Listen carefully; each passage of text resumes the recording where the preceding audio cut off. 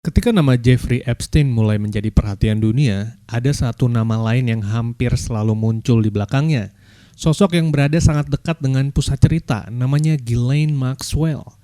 Sebagian orang mengenalnya sebagai sosialita elit, sebagian lain mengenalnya sebagai figur yang memiliki jaringan sosial luar biasa. Dan dalam penyelidikan kasus Epstein, ia disebut sebagai salah satu sosok paling berpengaruh di lingkungan tersebut.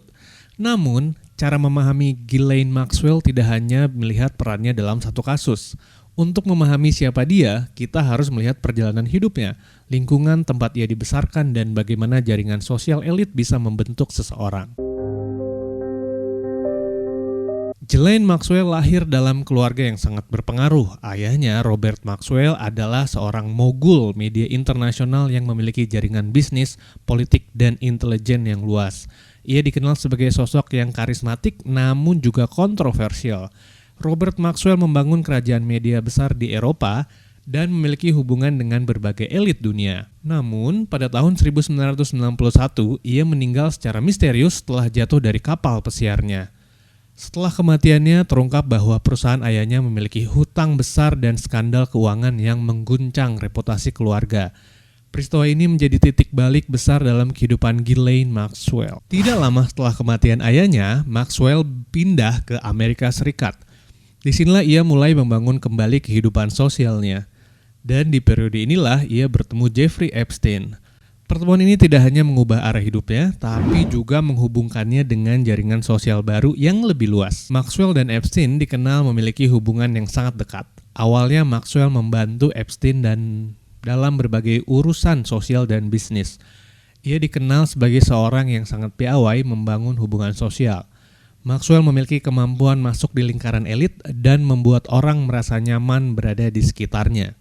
Kemampuan ini menjadi salah satu hal yang kemudian banyak disoroti dalam investigasi. Kesaksian tentang pengawasan dan sistem kamera. Beberapa korban menyatakan bahwa rumah Epstein memiliki sistem kamera tersembunyi yang memonitor aktivitas tamu dan korban. Dalam kesaksian, Maxwell disebut mengetahui atau berada di sekitar sistem pengawasan tersebut. Beberapa saksi menggambarkan adanya ruangan khusus yang memonitor berbagai bagian rumah melalui layar kamera.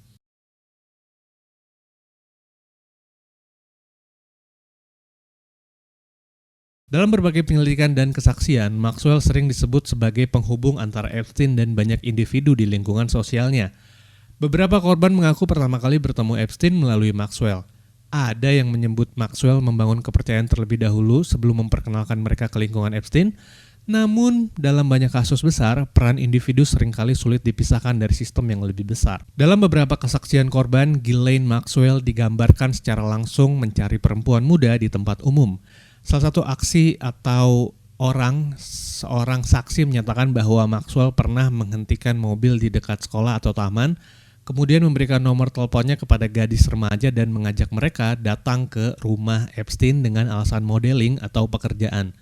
Dalam beberapa kasus, korban mengaku baru menyadari situasi berbahaya setelah mereka sudah masuk ke lingkungan Epstein.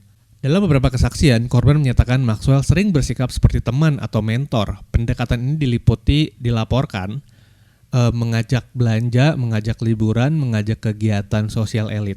Menurut jaksa, pendekatan tersebut digunakan untuk membuat korban merasa aman sebelum mereka memahami tujuan sebenarnya dari hubungan tersebut. Dalam kesaksian Virginia Giuffre, ia menyatakan bahwa Maxwell berperan dalam memperkenalkan dan mengirim korban kepada Epstein dan beberapa individu lain. Ia menyebut bahwa Maxwell dan Epstein bersama-sama memberi arahan tentang pertemuan dengan orang-orang tertentu dan menjelaskan apa yang harus dilakukan korban dalam pertemuan tersebut. Dalam kesaksiannya, korban menyatakan dirinya diberi tiket perjalanan dan diinstruksikan untuk menemui individu tertentu sesuai arahan Maxwell dan Epstein. Beberapa korban menyatakan bahwa Maxwell memberikan arahan tentang bagaimana memenuhi permintaan Epstein. Dalam salah satu gugatan, korban menyatakan Maxwell menjelaskan bagaimana memberikan pelayanan seksual kepada Epstein dan mengontrol interaksi korban dengannya. Kesaksian tersebut menjadi bagian dari dakwaan bahwa Maxwell bukan hanya hadir di lingkungan Epstein, tapi juga diduga membantu menjalankan sistem tersebut. Dalam beberapa kesaksian, korban menyatakan Maxwell menggunakan tekanan psikologis agar korban tetap berada dalam sistem tersebut. Beberapa bentuk tekanan yang dilaporkan meliputi 1. Ancaman merusak karir, 2. Ancaman merusak reputasi, dan 3. Ancaman keselamatan pribadi.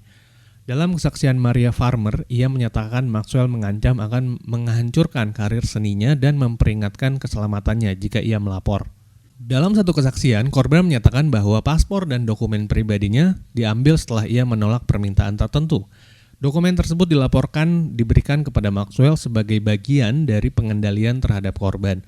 Dalam investigasi trafficking, pengambilan dokumen korban sering disebut sebagai metode untuk membatasi kebebasan mereka. Dalam beberapa kesaksian, Maxwell disebut memperkenalkan korban kepada individu berpengaruh di lingkungan sosial Epstein. Korban menyatakan bahwa pertemuan tersebut sering diatur oleh Maxwell dan Epstein secara bersama-sama. Kejadian tersebut menjadi bagian penting dalam tuduhan trafficking yang melibatkan jaringan sosial elit. Korban menyatakan Maxwell membantu mengatur jadwal perjalanan, pertemuan, dan aktivitas korban. Dalam beberapa laporan, Maxwell digambarkan sebagai pihak yang membantu menjalankan aktivitas harian dalam lingkungan Epstein. Beberapa saksi menyebut hubungan Maxwell dan Epstein sebagai kemitraan operasional. Jaksa menyatakan Maxwell diduga membantu Epstein dalam proses grooming terhadap korban selama beberapa tahun. Proses grooming tersebut dilaporkan meliputi pendekatan emosional, memberikan hadiah, aktivitas sosial, dan penguatan ketergantungan terhadap korban. Menurut laporan jaksa, pola ini diduga berlangsung dalam periode waktu yang cukup panjang. Dalam beberapa kesaksian korban dan mantan staf, hubungan Maxwell dan Epstein digambarkan sangat secara profesional dekatnya. Beberapa saksi menyebut mereka bekerja sama dalam mengatur aktivitas sosial dan personal Epstein. Dalam beberapa kesaksian, hubungan mereka digambarkan lebih seperti kemitraan daripada hubungan romantis biasa. Jika melihat dari kesaksian dan dokumen investigasi, Ghislaine Maxwell sering digambarkan bukan hanya sebagai seorang yang berada di sekitar Epstein, tetapi sebagai bagian dari sistem yang membangun menjalankan jaringan tersebut. Sistem yang banyak menurut korban tuh dimanfaatkan. Yang dimanfaatkan adalah kepercayaan, kekuasaan, status sosial, dan manipulasi psikologis. Namun, seperti semua kasus hukum besar, detail dan tanggung jawab individu tetap menjadi bagian dari proses pengadilan dan penyelidikan panjang.